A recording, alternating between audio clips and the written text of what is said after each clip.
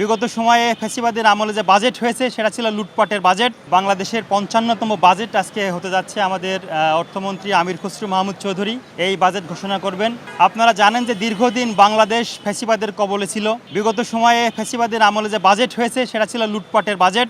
আমরা মনে করি বাংলাদেশের যে গণতান্ত্রিক অবস্থা ফিরে এসেছে, নির্বাচিত সরকার এসেছে, তারেক রহমানের নেতৃত্বে যে সরকার এসেছে, সেই সরকার আজকে যে বাজেট দিবে সেই বাজেট হবে উন্নয়নের বাজেট, সেই বাজেট হবে উৎপাদনের বাজেট, সেই বাজেট হবে শিক্ষার্থীদের জন্য বাজেট, সেই বাজেট হবে বাংলাদেশের আপামর জনসাধারণের উন্নয়নের জন্য, মানুষের মৌলিক চাহিদা পূরণ করার জন্য, যা যা দরকার বাংলাদেশের মানুষের ভাগ্য উন্নয়নের জন্য এই বাজেট সেই আশার প্রতিফলন ঘটাবে বলে আমরা প্রত্যাশা করছি।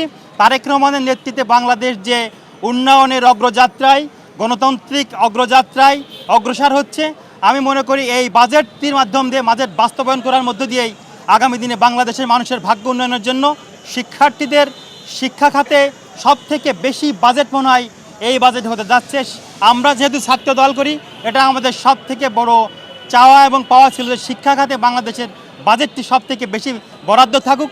আজকের বাজেটে শিক্ষা খাতে মনে হয় সব থেকে বেশি বাজেট হতে যাচ্ছে। আমরা সবাই আনন্দিত এবং উচ্ছ্বাসিত। আগামী দিনের বাংলাদেশ হবে তারুণ্য নির্ভর বাংলাদেশ, আগামী দিনের বাংলাদেশ হবে শিক্ষার্থীদের কল্যাণের বাংলাদেশ, মানুষের কল্যাণের জন্য যে বাংলাদেশ দরকার, শিক্ষার্থীদের কল্যাণের জন্য যে বাংলাদেশ দরকার, সাধারণ মানুষের ভাগ্য উন্নয়নের জন্য যে বাংলাদেশ দরকার, বাংলাদেশের মানুষের ভাগ্য উন্নয়ন করার জন্য যা যা দরকার বিগত সময়ের মতো শহীদ প্রেসিডেন্ট জিয়াউর রহমানের মতো, দেশনেত্রী বেগম খালেদা জিয়ার মতো, তাদের সুযোগ্য সন্তান তারেক রহমানের নেতৃত্বে বাংলাদেশ যে অগ্রযাত্রায় অগ্রসর হচ্ছে, আমরা মনে করি এই বাজেটের মধ্য দিয়েই বাংলাদেশ আরও এক ধাপ এগিয়ে যাবে মানুষের ভাগ্য উন্নয়নের জন্য।